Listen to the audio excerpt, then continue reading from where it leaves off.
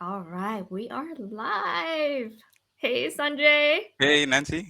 Okay, let's introduce ourselves and let's talk about why we're doing this live. Hmm. Um, I'll go first. I'm a PM coach, and Hmm. I've been making a lot of, not a lot, but I've been making some videos Hmm. um, on YouTube, Hmm. like fireside chat videos meant Hmm. to um, offer advice and Hmm. share best practices and share learnings Hmm. with product managers. And the reason why I started making those videos is because I feel that our role as product managers can be very ambiguous Hmm. sometimes. We don't Hmm. know what is good, what is bad. Hmm. And it's always good to get other people's perspective Hmm. and learn from the people who come before us Hmm. so that as a collective we are evolving for the Hmm. better. Hmm. And PM role being such a what do you call it, like we sit in the middle Hmm. of, it's a very cross-functional role. Hmm. um, and sometimes we don't really know how to work with cross-functional partners, and engineering Hmm. is one of the most, if not the most important cross-functional partner. Hmm. It's important that we learn how to work with engineering. Definitely. And that is why I asked my friend Sanjay to come and talk to us and Hmm.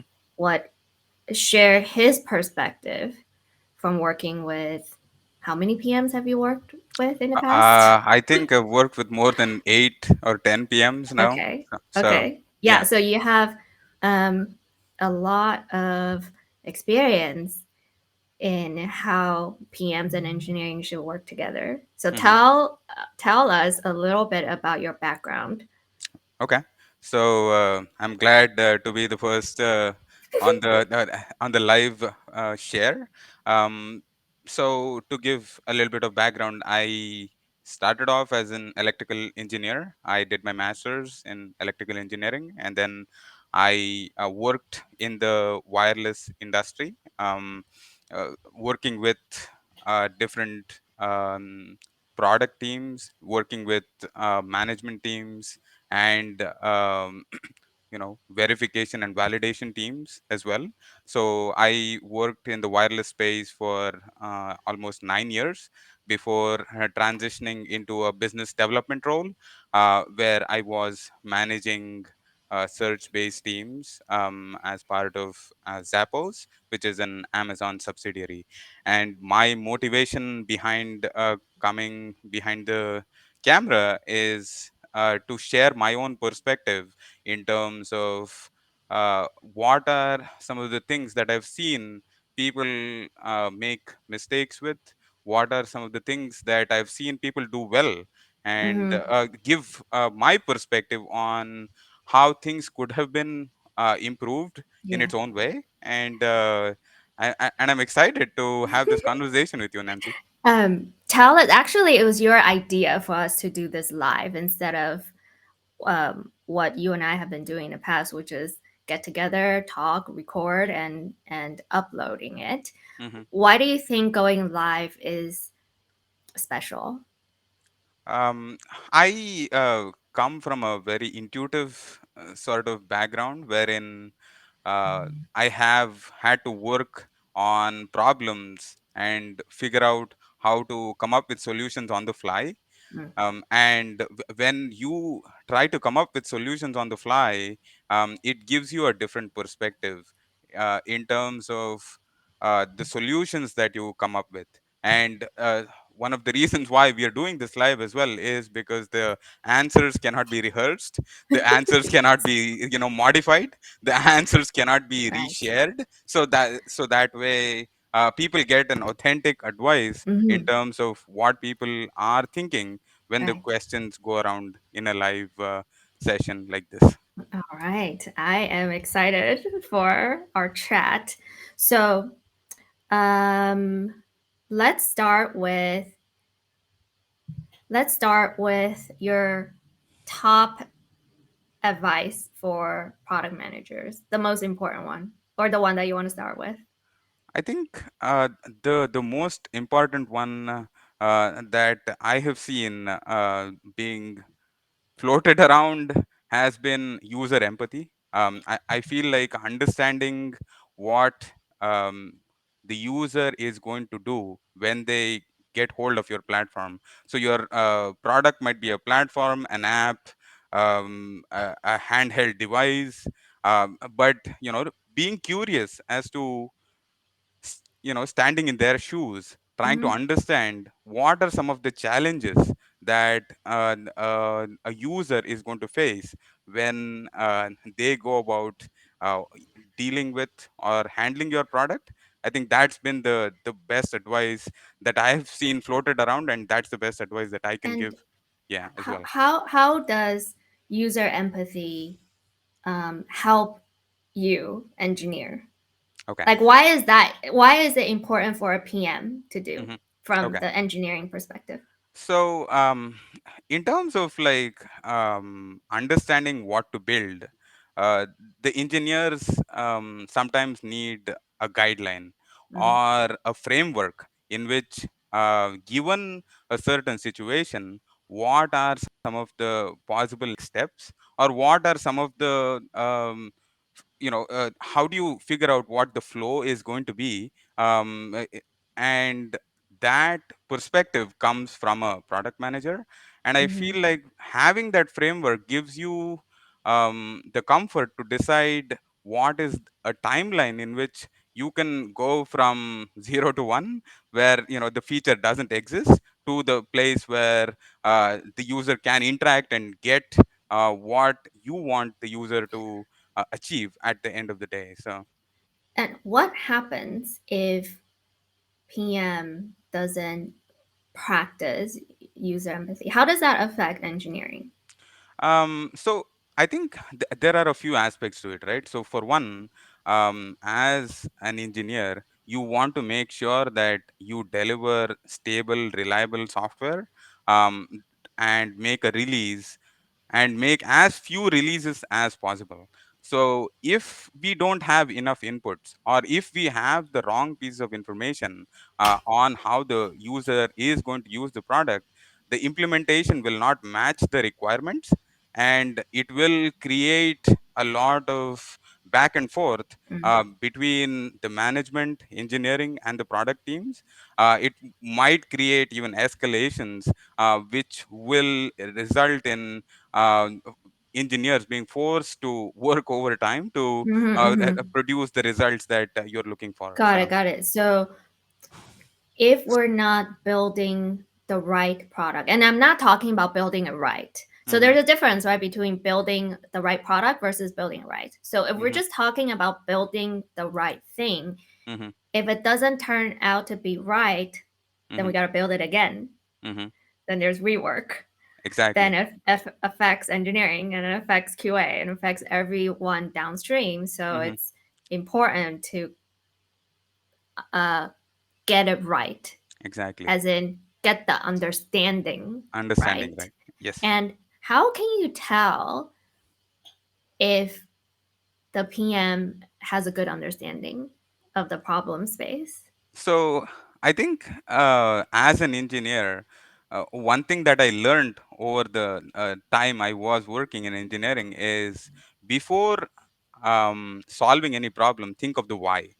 And I Mm, look at the product manager and mm, sees how many questions he or she is asking before they come to us, and the way they sort of outline the request and the number of questions they've asked, and seeing how the outcomes that they are looking for is being mapped to the questions that they're asking as well. So looking at the questions, looking at the answers that the product manager has given, and looking at the flow of it, I get mm. a sense of what is being worked on, and Okay. how to sort of improve that as well. So, Are you saying you're looking at the questions the PMs are asking yep, when they're understanding the problem? yep. Ah, that's interesting. Okay. Is that documented somewhere? How do you know what questions they ask? So I think this varies from place Yeah. to place. So in different companies, some places just have Excel sheets, right, Mm. wherein they're using a formatted document which they use Mm-hmm. over and over again, and they use the same sort of format of questions and find answers to it. And there are cases where people do more in-depth research in terms of the competitors, in terms of Mm. what is the product that they're building, and getting inputs from the different teams as to what are some of the guidelines that will sort of define a success for for building this product as well. So So does that mean that when PMs present to engineering, hmm we should at first kind of talk about this is how we went about understanding the space hmm before just say, okay, engineers hmm build this and this and this. right. So first explain how we arrived at the understanding. Right. I Okay. I think definitely. I mean, like I would love for them to showcase to me the amount of work that has gone into sort of Mm, getting to where they are, because okay. that gives us more perspective in understanding what we want to build and how we Makes want to sense. improve that. Yeah. Yeah, that's a good point because in PRDs, we probably spend a lot of time writing requirements, but Mm-hmm. probably not so much time Mm-hmm. writing about what we research, what we learned, what the Mm-hmm. space is like, etc. But yeah, okay, yeah, understood. That's a good point. Mm-hmm. Um, what is another advice you have for product managers? I think getting feedback, right, I feel like is very essential in terms of um, talking to the different teams that are involved in building this product out. Mm, Being inclusive, I feel like, is very important. And the reason why I mention this is because I feel like sometimes you don't know what you don't know. That's mm, one. And the other aspect to it is some people are closer to the product than you are, and mm-hmm. they have dealt with it hands on, and by dealing with it hands on, I feel like they have a better understanding of what are some of the things which are still missing, and how we can go about incorporating those aspects into the product, into a future release as well. So When you say be inclusive and getting feedback from all team members, which teams are you talking about? So I think from an engineering perspective, the I understand that there is a limitation in terms of the amount of feedback that you can get. You may not have time to talk to everybody. Mm-hmm. So, I would suggest talking to the leads from individual teams, like the testing lead, Okay. the engineering lead, Mm-hmm. the program lead, Mm-hmm. um, you know, talking to the leads. Yeah. And one other thing, one more step that people can take is like request the leads to get feedback from their own subordinates, so that Mm-hmm. way they can be clarified in a deeper level, so that you get more insight from what people are talking about Right. as well. What happens when the PM doesn't do that? Then how does that affect engineering? I think I've seen people getting frustrated, right? The people Mm, tend to burn out because they realize that there are problems in the product that we're building, mm, but people aren't noticing that there are issues in the product that is being built. And that beforehand, before it even goes out into the market, or mm, or into the world wide web, mm. wherever that might be.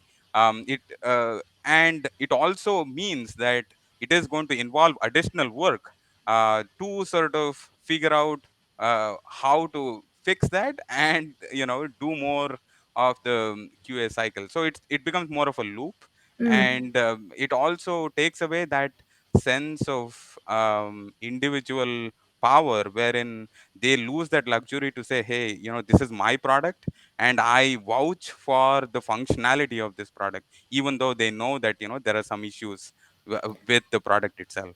Are you saying that when PMs don't collect all the feedback, there could Hmm. be holes Hmm.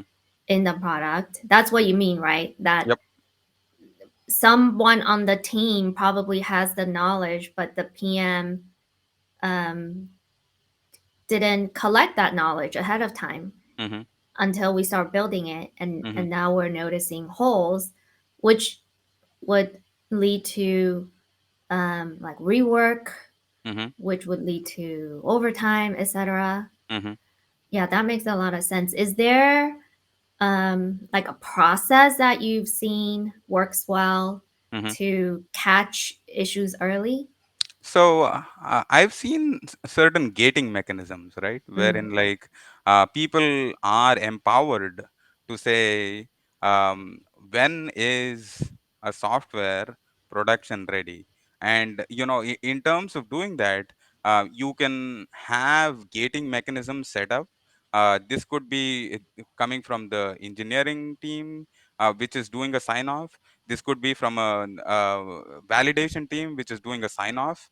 okay. So empowering the individual teams to say, with the information that we have and with the test that we've done, we know with a certain certainty that this product is certified, and we know that we don't see any Mm. problems with it. I love that you said at the end of the day, all the teams want to feel conviction Mm-hmm, going in, mm-hmm, and we want to know, at least we want to feel that we've done the best we can, mm-hmm, and we believe in this product. mm-hmm, And that's why it's important for the PM to orchestrate that. mm-hmm, Again, it's a team sport, right? But mm-hmm. someone needs to orchestrate. Of course. And it's on the PM to make sure all the opinions are heard, Mm-hmm, all the feedback has been processed, and the final version that we're releasing is something that we all collectively feel good about. mm-hmm, Yeah, for sure. that's important for Yeah. sure.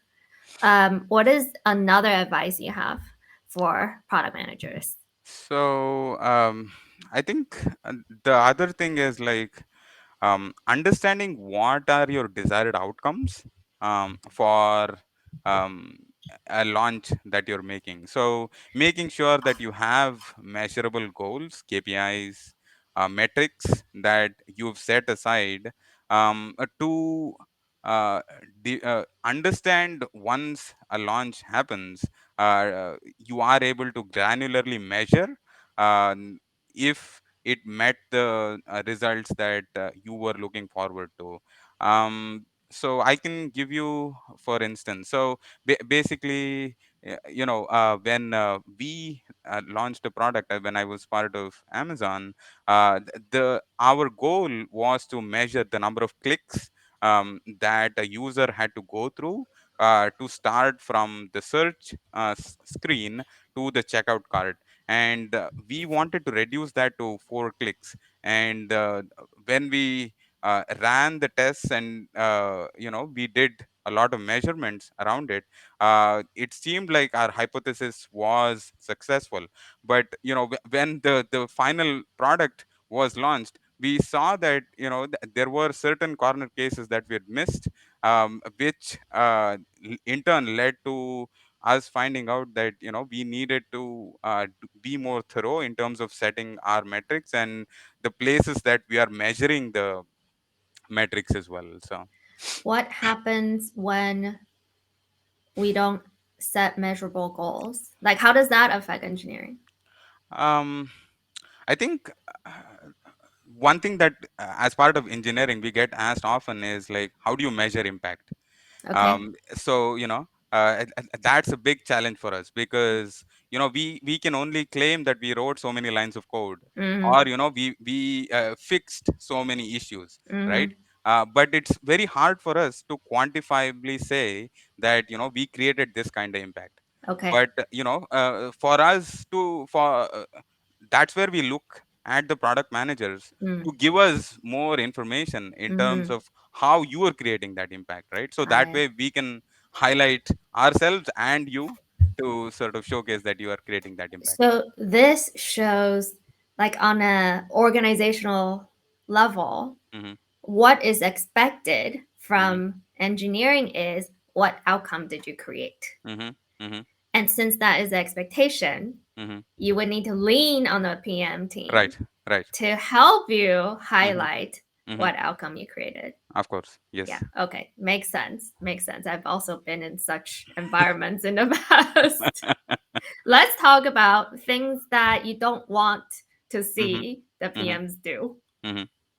So I think the first thing that comes to mind is like when you get differing opinions or suggestions coming in from different segments of leadership, right? If your product manager is not in line with your current leadership, that creates a lot of uh, anxiety in the engineers, right? Because you are always on the verge, or you're always on the crux to be delivering something new, Mm, something different, and creating that kind of impact as well. yeah, So it becomes a struggle when you are getting conflicting opinions and you don't know which one to sort of I follow. see. I see. Yeah. So, what does that mean? It says PM says do this, but then leadership says don't do that. Right. I mean, like, Okay. yeah. I mean, like, yeah. You have people. It seems like they're saying the same thing, but when you think about it, it's not the same thing. So. Uh, so, at the end of the day, I feel like what you're saying is engineering just wants very clear explanation on what we're building Hmm. and what impact will we create as a Hmm. result of building this. Exactly. And when we build, Hmm. we want to build it right. Hmm. What does building right mean? It means there's not a lot of rework. Hmm. Like if we know with certainty and clarity going in, we could avoid Hmm. rework. Hmm. And when we know that the PM has done their homework Hmm. and asked for all kinds of input, Hmm. process all the feedback, then engineering feels more comfortable and Exactly. engineering feels more confident Hmm. that now we have all the data we need to build the product right. Hmm. And in this case, when leadership is saying something different from the Hmm. PM, Hmm. it's putting engineering in a tough spot. Hmm. Because at the end of the day, engineering just wants to build it right. Exactly. Got it. And And one thing that I just want to add was like we don't want to worry about certain things, and we don't want you to worry about how we are building it. yeah, The how is our problem, right. right?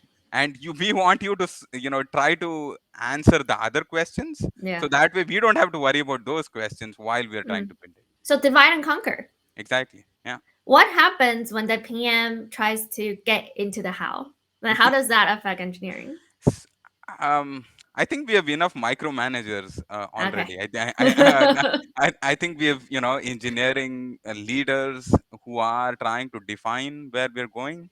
We Hmm. have the validation teams trying to give us inputs on how they want us to sort of progress.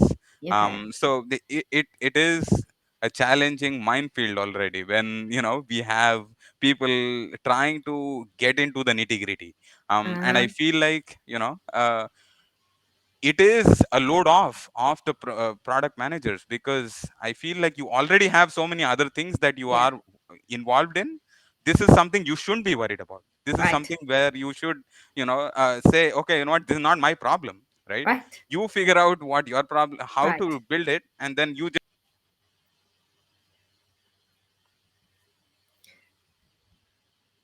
that you I want to take, shoulder the burden on. So um does that mean that it sounds like you've worked with PMs who really wanted to get into the how? Is that the case? So there are a few cases where the PMs try to get into the implementation aspect. Mm-hmm. The reason why comes from a different direction. It comes from external sources, Mm-hmm. wherein people say, hey, we want this feature to be implemented, even though at this takes me to the next aspect that I was talking about in terms of the roadmap, right? Like people trying to sort of change the roadmap, and very frequently, and this happens because you are trying to keep the external vendor, whoever that is, satisfied with their requirements, and that sort of creates a lot of things going haywire in terms of the engineering domain. So Got it, got it. And that's good to know because, like, I certainly didn't know the pressure that engineering is under. I didn't, I mean, I guess I knew, but I didn't really think about it. Like, hmm I didn't think about, oh, the engineering leadership, of course, is all over the how. And I hmm didn't think that the validation team or the QA team is hmm also like hmm involved because that's not something that I really paid attention to. So this is a great highlight, hmm which means there's already a lot of people exactly. like paying attention to the how. hmm The PMs don't need to do that. Like right. there's a lot of other people doing that already. So we Exactly. need to divide and conquer. Of Yeah, course. Yeah. makes total sense. Makes total sense. What else should the PM not do? I think I slightly touched up on this, in terms of changing the roadmap. But one thing I definitely wanted to mention is, um, there are certain PMs that I've worked with who build out the roadmap in the beginning of the year. When they are trying to figure out what are the things that they want to accomplish within the rest of the year. What happens along the way is you get pressure either from senior management, senior leadership, and or you get external entities pressuring you to sort of build other things which are not already in the roadmap. So how do you manage that? I think is a challenge that PMs have to work out.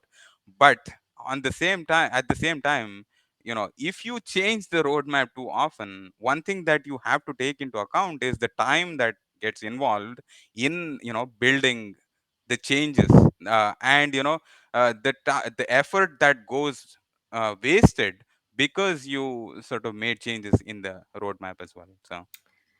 Maybe engineering leadership and PM should be tracking hmm how much engineering time did we waste. hmm hmm And that should be a like demotivating factor Of course. because Yes. that's not something PMs really think about Mhm. either because Mhm. we're thinking like what's the big deal, Mhm. Mhm. and if we understand what the Mhm. big deal is Mhm. we would be more careful, Right. and if we know what's at stake then we Mhm. would do a better job doing the homework to make sure we are understanding the Mhm. space more accurately, at least Mhm. with more conviction. Because sometimes we just want to experiment because Of we don't course. know. Like Right. who knows? We don't know. Right. Oh, let's try this. Let's try that. Oh, let's change that. Mhm. But sometimes we're not paying attention to how much effort is Mhm. like wasted, quote unquote wasted. Like Of not. course. I don't think it's a true waste because you're still learning from it. Right. But definitely a fine balance to achieve. So, one other perspective that I wanted to give is like the engineering teams, they go about understanding what is the number of resources you need to build something. Mm-hmm. And to understand what you need to build, you need guidelines from the roadmap to say, hey, you know what, given this timeline, what are the things that we can build and what are the resources that are needed for us to be able to build this. Right. Now, assuming that there is a change in the roadmap, what happens is the engineering teams haven't sort of countered this, or like haven't understood that there is a need for a change, and there is a delay which happens with respect to delivery, and that causes a a lot of problems in terms of them showcasing their progress as well to the senior management. That's true. And what happens when there's a delay in delivery? So Engineering gets in trouble. definitely, there are other things that come into picture then, right? Wherein like you have to question if if certain features are definitely needed to make as part of a release, and then it leads to more conversations either to your external vendors or to your validation teams to reduce their timelines to Right, sort of right, test only certain features, right. because you still have to deliver at the Yes, same yes, time as well. So yes. Oh, so that means we're really like pushing the QA team hmm to the wall, to the walls. right, Like they have exactly, nowhere to go. right, Because PM can change, oh, yeah, let's change the roadmap. And the engineering can say, sure, it's going to take of two course, more weeks, which means QA has less exactly, time to exactly, do their job. hmm And so exactly, there's this ripple effect. exactly. That's very good to know. What is the number three thing that you don't want PMs to do? um I think this is not necessarily for PMs, but I would definitely love for the PMs for doing this as well.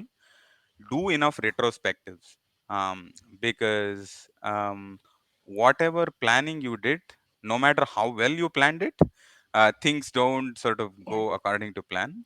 And things change with respect to a lot of different parameters, and understanding even when the product launch is successful, what are things that can be improved, and what are things that can be done better to sort of put less pressure on like other teams as well, Hmm. is a valuable insight to gather by doing the retrospective. And So the issue that I have seen is people use the same template, right, over and over again for the different features that they have implemented. And the struggle for me is like, if you don't adapt or if you don't learn from the mistakes that you did previously, you're going to repeat the same mistakes again and again.